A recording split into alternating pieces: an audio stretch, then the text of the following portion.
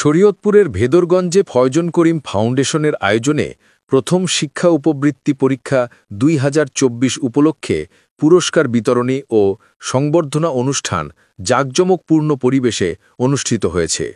শনিবার সকাল ১১টায় উপজেলার আরশিনগরে Foyjon Karim memorial academy school and college প্রাঙ্গণে আয়োজিত এই অনুষ্ঠানে সভাপতিত্ব করেন বাংলাদেশ সরকারের সাবেক অতিরিক্ত সচিব সালিমা জাহান। অনুষ্ঠানে বক্তব্য রাখেন মাধ্যমিক ও উচ্চ মাধ্যমিক শিক্ষা বিভাগের সচিব প্রফেসর ড. মোহাম্মদ জাহাঙ্গীর আলম, শিক্ষা মন্ত্রণালয়ের প্রশাসন ও সংস্থাপন বিভাগের উপসচিব মোহাম্মদ ইমদাদ জাহিদ, ভেদরগঞ্জ উপজেলা নির্বাহী কর্মকর্তা মোহাম্মদ আবু আবদুল্লাহ খান, একাডেমি সভাপতি ও ফাউন্ডেশনের অন্যতম উদ্যোক্তা আলাউদ্দিন মিয়া, FCA, আরশিনগর ইউনিয়নের সাবেক চেয়ারম্যান আজমল হক নান্টু মালতো সহ অন্যান্যরা। এছাড়াও অনুষ্ঠানে বিভিন্ন বিদ্যালয়ের শিক্ষক, শিক্ষার্থী, অভিভাবক ও স্থানীয় গণ্যমান্য ব্যক্তিবর্গ উপস্থিত ছিলেন। অনুষ্ঠানের শেষ পর্বে কৃতী শিক্ষার্থীদের হাতে উপবৃত্তির চেক ও সম্মাননা স্মারক তুলে দেন আমন্ত্রিত অতিথিবৃন্দ। এ সময় বক্তারা বলেন, ফয়জন করিম ফাউন্ডেশনের এ উদ্যোগ এলাকার মেধাবী ও অনগ্রসর শিক্ষার্থীদের পড়াশোনায় উৎসাহ যোগাবে এবং ভবিষ্যতে আরও বৃহৎ পরিসরে এমন কার্যক্রম চালিয়ে যাওয়ার প্রত্যাশা ব্যক্ত করেন। চরমাশখালী মির্জাকান্দির এই প্রতিষ্ঠানটা এতদ অঞ্চলের মধ্যে একটি আদর্শ প্রতিষ্ঠান হিসেবে যে একবার এখানে এসেছে সেই দেখেছে। আজকের উপস্থিতি, আজকের বক্তব্য, আজকের মূল্যায়ন একইভাবে তাই প্রমাণ করে। এই প্রতিষ্ঠানের সাথে আশেপাশে যে 10টি গ্রাম সংযুক্ত রয়েছে, এর মধ্যে এই প্রতিষ্ঠানের পূর্ব দিকে প্রায় 3টি গ্রাম সদস্য লোকের বসবাস। তাদের এই বাংলাদেশ সৃষ্টি হওয়ার পর থেকে বাড়ি থেকে বের হওয়ার জন্য মিনিমাম একটা রাস্তাও ছিল না। আমি ব্যক্তিগত উদ্যোগে আমার জমির উপর দিয়ে রাস্তা করে দিয়েছি। আজকে তারা খুবই খুশি যে অন্তত আমরা জীবনের প্রয়োজনে হোক আমরা এই স্কুলের মাঠ ব্যবহার করে, স্কুলের রাস্তা ব্যবহার করে আমরা আমাদের দৈনন্দিন যে চাহিদা, দৈনন্দিন যে প্রয়োজন সেটা মিট করতে পারছি। অঞ্চলের মানুষ সবাইকে বলবো, এই স্কুলটি আপনাদের জন্য প্রয়োজন।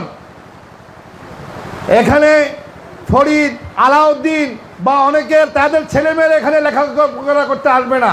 তাদের প্রচেষ্টায়, তাদের অর্জিত অর্থ দিয়ে আপনাদের ছেলেমেয়েদেরকে মানুষ করছেন।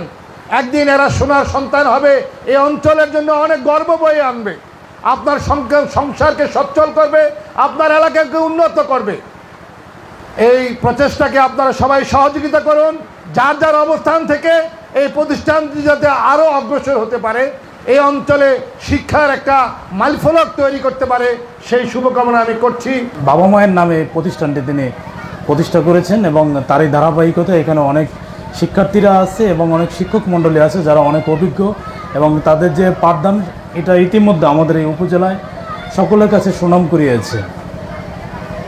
তা আমি দেখেছি যে ইতিমধ্যে এই প্রতিষ্ঠানটি যে সরকারিভাবে স্বীকৃতি লাভ করে এবং যে পাঠদানের যে অনুমতি তার জন্য যে বিষয়গুলো থাকে তারা এটা অনেক দূর অগ্রগতি হয়েছে, এবং এই প্রতিষ্ঠানটি সামনে আমার মনে হচ্ছে যে কার্যক্রম নিয়ে তারা শুরু করছে, এটা এই ভেদরগঞ্জ উপজেলার একটু অন্যতম বিদ্যাপীঠ হিসেবে এটা পরিচিত হবে।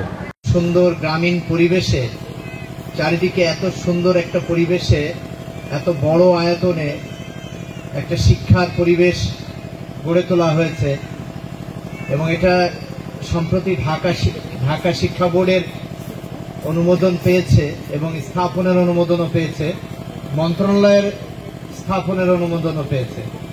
প্রশাসনিকভাবে ঢাকা শিক্ষা বোর্ড বা আদার্স মন্ত্রণালয়ের সব সময় শুভদৃষ্টি এই প্রতিষ্ঠানের প্রতি থাকবে। গুরুত্বপূর্ণ বিষয় হলো শিক্ষা, কিন্তু কোথায় যেন আমরা কি হারিয়ে ফেলছি। এক সময় গ্রামীণ স্কুলে আমরা পড়েছি, একেবারে অস্পড়ার গ্রাম, সেখানে কয়েক মাইল পেরিয়ে আমরা স্কুলে গিয়েছি। ঝড় বৃষ্টি তপিটের উপর অনেক গেছে। পড়াশোনাটা এইভাবে হয়, শুয়ে শুয়ে তো পড়াশোনা হয় না। এই প্রতিষ্ঠান যে পরিবেশে আছে, আমরা যে সামান্য শ্রম দিতে পারি, শিক্ষক বলছি, ছাত্র বলছি, গার্জিয়ান বলছি বা আমরা প্রশাসন বলছি, এই প্রতিষ্ঠান অনেক উপরে যাবে ইনশাল্লাহ আশা করছি। স্কুলের প্রতি বা শিক্ষা প্রতিষ্ঠানের প্রতি আমার এক ধরনের ভালোবাসা থেকে আমি এখানটাতে এসেছি এবং ইনশাআল্লাহ আবারও আসবো, বারে বারে আসবো ইনশাআল্লাহ। এবং ক্লাসে পাঠদানের কাজেও আমি ভেবেছি মাঝে মাঝে আমি আসব।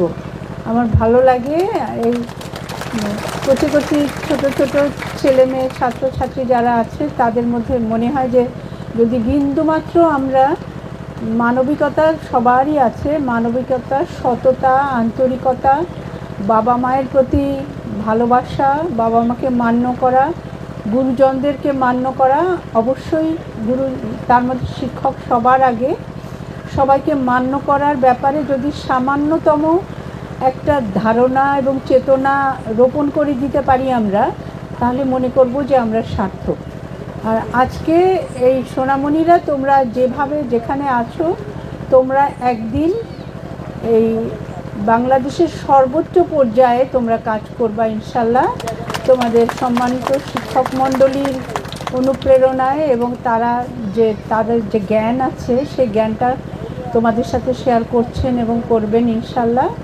এইভাবে তোমরা এক সময় দেখবা যে এক একজন একেবারে বাংলাদেশের সর্বোচ্চ নীতি নির্ধারণী পর্যায় সহ যে সমস্ত জায়গায় কাজ করলে বাংলাদেশকে একটা সুন্দর, একটা সমৃদ্ধ সোনালী দেশে আমরা পরিণত করতে পারবো, সেই জায়গাটায় আমরা পৌঁছাতে পারবো। সেই জায়গাগুলোতে তোমরা সবাই কাজ করবা এবং সম্মানিত শিক্ষক মণ্ডলী, অভিভাবক মণ্ডলী, আপনারা সবাই ওদের জন্য আপনাদের সর্বোচ্চটুকু দিয়ে একটা সোনার মানুষ হওয়ার জন্য আপনারা ওদেরকে সহায়তা করবেন, সেই কামনা করছি। এবং